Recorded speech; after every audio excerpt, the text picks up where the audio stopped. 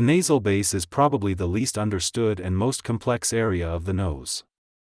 Alar base modification should be something that the patient requests, smaller nostrils, rather than something that the surgeon suggests.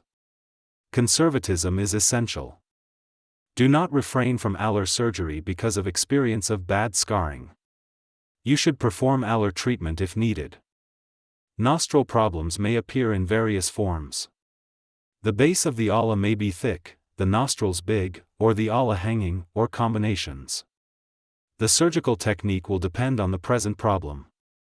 Apart from the hanging alae, where the incision is on the free margin of the alae, the incision in nostril surgery stays in the nostril groove and becomes almost invisible over time.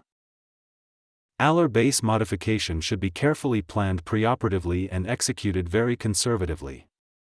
The critical decision is whether the alar width is greater than the intercanthal width preoperatively. Alar width is measured at the alar crease, whereas alar flare is measured at the widest point of the alar, usually 3 to 4 mm above the crease. Aggressive excisions can be disastrous and are virtually irreparable. There are basically 3 surgical techniques. 1. A simple nostril sill excision to reduce nostril show. 2. An alar wedge excision to reduce nostril flare, and 3. A combined sill/wedge excision with components that can reduce flare as well as alar width. The standard nostril sill excision is designed to reduce nostril show on anterior or oblique view. The wedge is centered in the floor vertically and is not angulated laterally. It is essentially a vertical, trapezoidal wedge excision measuring 2 to 4 mm in width at the nostril sill, with vertical side walls 2 to 4 mm in height, which taper downward. Inferiorly, the excision stops at the alar crease. The extended nostril sill excision enters the alar crease and curves outward along the alar crease for 3 to 7 mm. The sill/vestibule component is closed with a horizontal mattress suture of 4 to 0 absorbable sutures which everts the edges and prevents a depressed scar. The skin is closed with 6 to 0 nylon. The alar wedge, weir, excision is an elliptical excision with an inferior border located in the alar crease. Too high incision produces a visible scar, and a width of 2 to 5 mm, which may approach 6 to 8 mm for certain black patients. The alar wedge is designed to reduce alar flare. The line of excision is drawn using a caliper, 2.5 to 4 mm average, with quantitative variance on the 2 sides to accommodate asymmetries.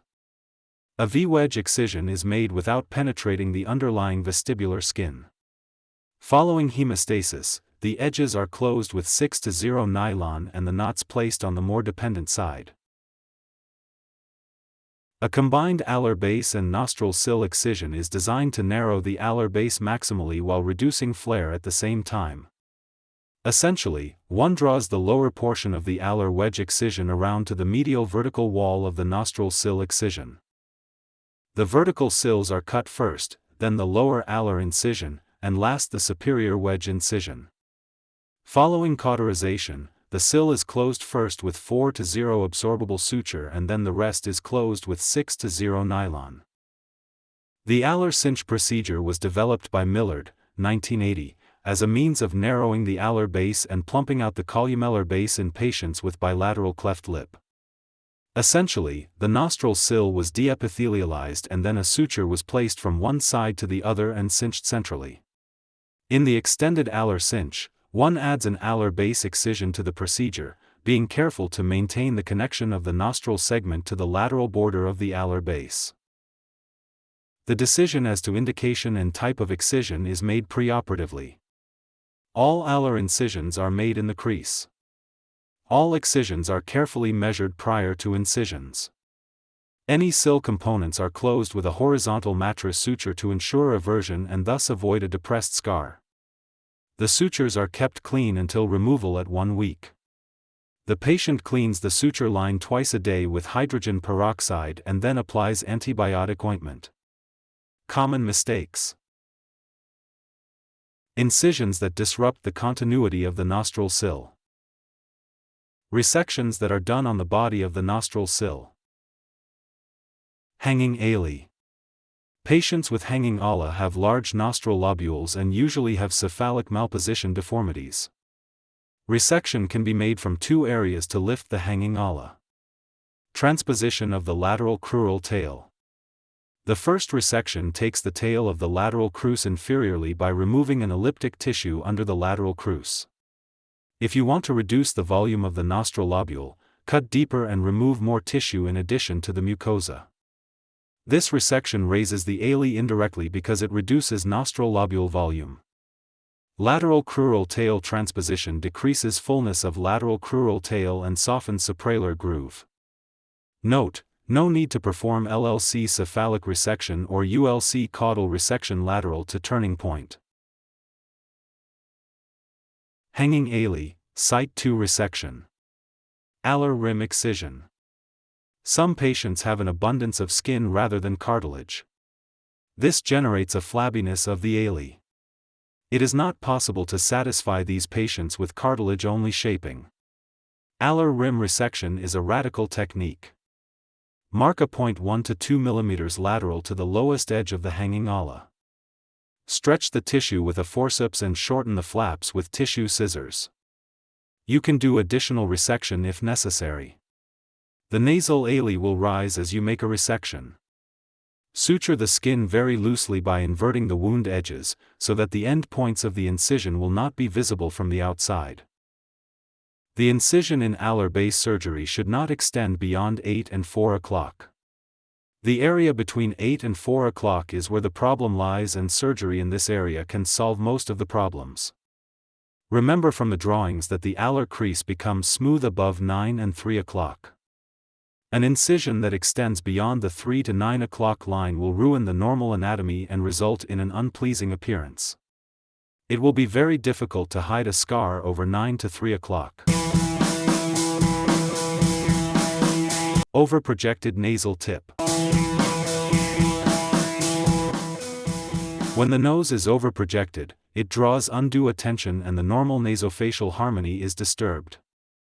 This overprojection can vary from a subtlety noticed only on close analysis to a grossly overprojected, Pinocchio nose.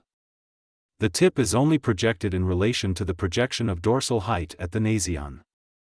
True nasal tip overprojection is uncommon. Often what is needed to bring the nasal tip back into proper balance with the remainder of the patient's profile is a radix graft rather than deprojection. Components of the nasal anatomy that lead to tip overprojection can include over-elongated alar cartilages, including lateral crura, medial crura, angle of divergence, intermediate crura, or a combination. A tension nose with overdeveloped quadrangular cartilage. A combination of these components, and trauma or iatrogenic injury. Until the nasal tip has been completely reconstituted and shaped, the true extent of the excessive tip projection is not clear. Measuring in millimeters to precisely quantify the excess is mandatory and can be considered an intermediate goal to be achieved. Shaping and then positioning the nasal tip is easier than positioning the tip and then shaping it. Removal of the columellar strut in an attempt to reduce the projection of the nasal tip is a clear error. The resulting loss of projection is not predictable. Stability and symmetry of the lower third of the nose are also at risk. Once the nose has been evaluated and defined as truly overprojected, attention can then be turned to the next step. Referring to Anderson nasal tripod theory, a standard way to effect retrodisplacement of the tip is to shorten one or both of the legs of the tripod. Kreidel and Connier showed that when overprojection is accompanied by tip ptosis, lateral crural overlay, LCO, which shortens the lower lateral crural leg, permits incremental retrodisplacement with increased rotation. The free anterior segment of the lateral crus is rotated and retrodisplaced over the stationary, posteriorly based lateral crural flap. Notice: care taken to stay at least 1 cm away from the dome.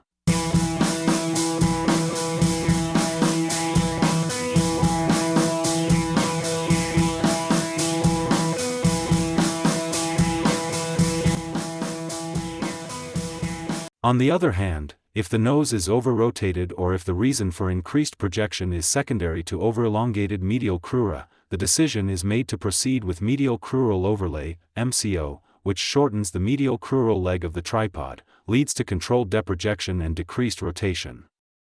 When used together at the same surgical intervention, to shorten both tripod legs, MCO and LCO can affect large amounts of retrodisplacement with little effect on rotation. If the nose is over-rotated or if the reason for increased projection is secondary to over-elongated medial crura, the decision is made to proceed with MCO. When more deprojection is required than can be affected by LCO or MCO, a combination of both to affect retrodisplacement of the nasal tip without significant changes in tip rotation. In these cases, LCO precedes MCO. This order allows for control over the extent of deprojection and allows the surgeon to exactly determine what, if any, changes are desired in tip rotation. These two techniques, alone or in combination, accomplish the needed retrodisplacement in most patients. It is relatively uncommon to need further deprojection than can be accomplished with MCO or LCO alone. On the other hand, when significant tip asymmetry is present or when the patient has thick skin, dome truncation, as described by Kreidel and Connier, can be used to accomplish much of the deprojection. The vestibular skin underlying the angle of the domes is elevated for approximately 1 cm. The alar cartilages are then elevated behind the existing domes to delineate the precise location of the tip defining point. With the alar cartilages tented up, the overprojected distance is subtracted from the most forward projecting point of the domes and marked. The measurement is critical as it marks the new tip defining point, which in turn will define the ultimate tip projection. Nasal thick skin-related problems. Patients with nasal thick skin have to respect that probably the final results will be suboptimal. Thick and inelastic skin does not fit with a reduced new shape of the osteocartilaginous skeleton, producing new visible deformities and not a pleasant correction. For this reason, try to conservatively reduce the nasal hump and to reconstruct the dorsum with spreader grafts or flaps. Over-reduction must be avoided because most often the thick skin problems are greater at the level of the nasal tip. The upward nasal tip rotation should be limited to the correction of an acute nasolabial angle to avoid a broad amorphous short nose.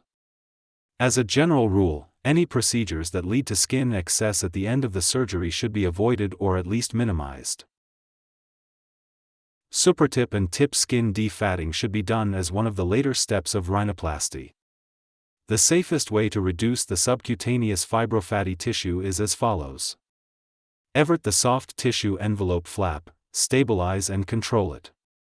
The preferred cutting instrument are the angled converse scissors. During excision, the scissor tips must be kept away from the tissue plane. Avoid applying any pressure with the blades of the converse scissors against the flap in an attempt to remove more fibrofatty tissue. Only mobile and loose tissue should be removed. Due to its limited effect and the risk of causing skin necrosis and scarring, defatting of supratip and tip skin should be limited to selected cases and done with extreme care. Without doubt, in the case of thick skin, a reconstruction of the tip cartilaginous framework with solid septal cartilage grafts to ensure good support is the essential step. Correcting the Alar-Columellar relationship.